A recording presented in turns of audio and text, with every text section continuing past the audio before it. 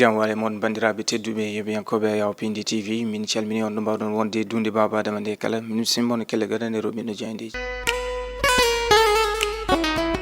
altine nogasi jeeɗiɗi lewru janvier 2025 bisimilla mon kelle gaɗande roɓindo jeyndeji puɗɗortoɗen ko jeyde rewmi quotidien jeyde rewmi quotidien ɓe garti koye la reddition des comptes en critère de vérité yini ko manduɗa ko Mamadou Diop de Croix gartuɗo e oɗo saaha noon nguɗo laamu no dartori gotal ko yitno to banggue wonande nebbisade hani e lostugol to banggue on nden e ɓoore yetende reddition des comptes o arti hen hay alhaali Farba Ngom kono rewmi quotidien arti ha joni e ko yetno l'administrateur général mbo FONGIP jaɓɓimo mo ganduɗa ko kanko tigui woni gardiɗo MEDES jayde Dakar Times ɓe garti ko e yetno alhaali West Africa Energy ɓe garti noon e nder temedde ɗiɗi e capanɗe jeetati e tati milliard koppereji men franc CFA ne wayno noon ɗen golle juɓɓinama tawi noon koye ballal o mo ganduɗa ko Samuel Sarr mo ganduɗa ko gonɗo e dumbirdu ɓe garti noon e nden eɓɓore nde ganduɗa ko Fatam Lamire nde ganduɗa ko dartande guila ñande alkamis nogas e tati août 2024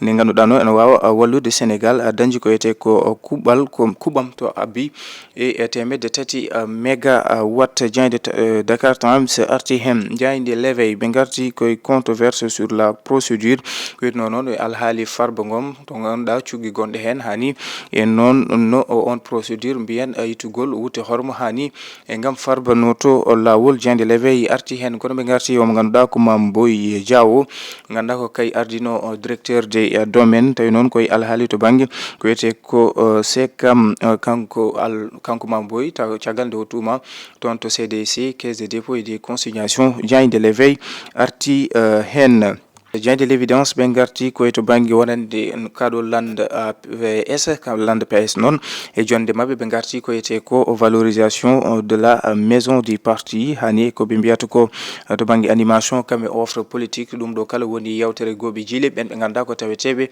lande PS gam artude tigui tigui e caɗele ɗe kono hol cappitali ɗi mbata gam sappitade kan lande wawde kadi ha joni wurtinde lande PS kono l'évidence arti ha joni e mobilisation wonande ɓen ɓe ganduɗa ko wannoɓe moɓodiral seppude gam nangorande Farba Ngom ɓesguji Sénégal naɓe taweteɓe toon to caggal leyɗele la diaspora s'exprime à son tour gam wallirande kanko Farba Ngom ƴeewen jayde en relief ɓe garti koye journée internationale de la douane ñalawma keriɗo teddinirde ɓen ɓe ganduɗa ko kay tigui goni koninkoɓe faggude woni douaneɓe ɗo e nder leydi Sénégal ɓe garti e douaneɓe leydi Sénégal ne wayno noon sappo e nayyi milliard e koppereji men franc CFA woni koɓe dañi ko recette e hitande 2024 jayde en relief arti hen jayde li quotidien ɓe garti ko e manditare omo ganduɗa ko Serigne Fallou Mbacké ɗiɗo halifa ɓesgu omo ganduɗa ko Serigne Ahmadou Bamba radiallahu taala anhu mo ganduɗa nogas e jeeɗiɗi e lewru janvier kala ene siftore tawi ko manditare on mo ganduɗa ko kay tigui wonno Serigne Fallou Mbacké ɓe garti e on kassu Rajab mo ganduɗa ko gam ha siftorde kam e wurtinde ha joni ko wetno ko donu omo ganduɗa ko kanko tedi woni Serigne Fallou Mbacké kono li quotidien arti ɓen ɓe ganduɗa ko taweteɓe lande pur ko kay tigui kolliti o saaha yidde mumen ko gam tigui ittugol omo ganduɗa ko Cheikh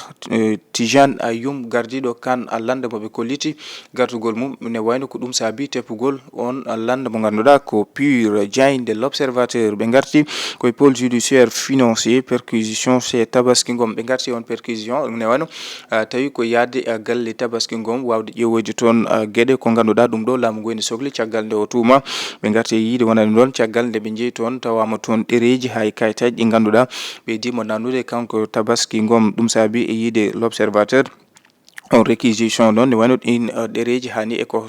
heɓa toon ko nawama toon to CENTIF e toon to banque ha e conservation foncière et to direction des transports terrestres jeyde l'observateur arti hen kono ɓe garti yiide wonande omo ganduɗa ko kanko tigui ene ha joni e ɗum wawi wonde musol gam tigui omo ganduɗa ko juge d'instruction wawa wadde yamirore gam ittugol wutte hormo Moustapha Diom mo ganduɗa Tabaski Ngom tumi ɗum e ɗen koppereji ɗe ganduɗa ko ɗum woni ko rewra to banggue yamde kopareje rendo nde jeewoytu jayde tribune quotidien ɓe garti koye alhaali faggudu leydi Sénégal caɗele ɗe wurata wonande ɓesguji ɗi ɗum saabi jayde tribune arte yiide un peuple qui pivote des dirigeants qui roulent sur de l'or ɓe garti e yiide wonande o saaha meccal ɓurgal yawde tottude ko yete ko kopareje ɓamtare ko dawrugol saabi ɓen ɓe ganduɗa ko kay tigui goni kamɓe waɗoɓe dawrugol o saaha ne wayno ɓe guuri koye kecceje ɓe ganduɗa ko ɓesguji famarɓe dole ɓe kono tribune arti omo ganduɗa ko Modou Diagne Fada gartude yiide wonande o saaha commande politique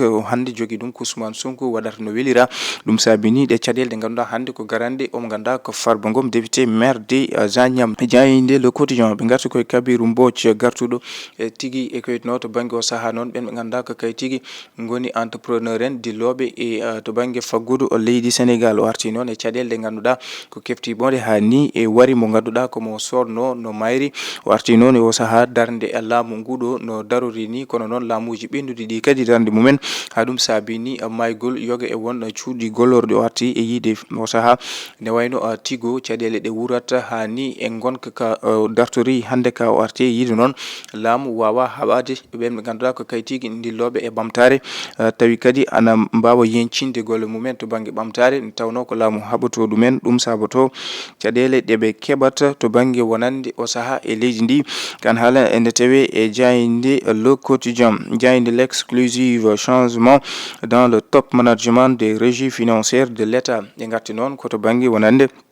ɓen ɓe ganduɗa ko gullotoɓe toon to ministère des finances et du budget saabi jayinde l'exclusive ɓe garti koye diba la démoustaphisation ɗum noon saabi ɓe yi wonande kanko mo ganduɗa ko ministre des finances et du budget jagorɗo kalfinaɗo boñ leydi Sénégal itti ɓen ɓe ganduɗa ko gonno gollotonoɓe omo ganduɗa ko kay wonno ministre des finances et du budget ɓennuɗo Mouhamadou Moustapha Ba ɓe garti toon to trésor douane hani toon to DGID ɓeɗo kala ne wayno jeysilam woɗɓe ko kañum en gadda en ɓe ganduɗa kadi ko yaɓe retraite ɗum ɗo kala ko ɓen ɓe ganduɗa ko kay ɓattino kanko gonnoɗo ministre des finances et du budget Mouhamadou Moustapha Ba jayinde vox populi ɓe garti koye to banggue lande PS ɓe garti noon e nden jonde ko abbi e waktuji sappo gam wadde yewte gooɓe jiile wadde peeje gam wawde wurtinde kan landa kono hol peeje ɗe mbawi lelnude beele tigui ha joni artirde ɓen ɓe ganduɗa ko kay gonnoɓe taweteɓe e kan landa caɗele taweteɗe en ɗe wawde sappitade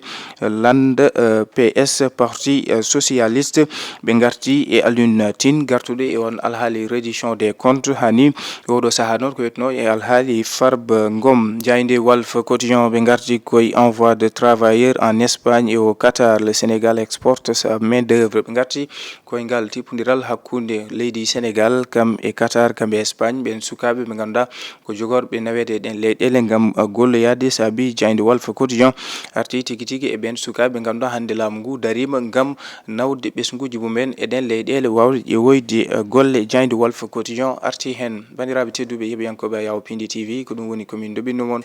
e kele gadane robindo jayde je subaka hande o min dokka on aadi talata janggo so hawre welede Allah.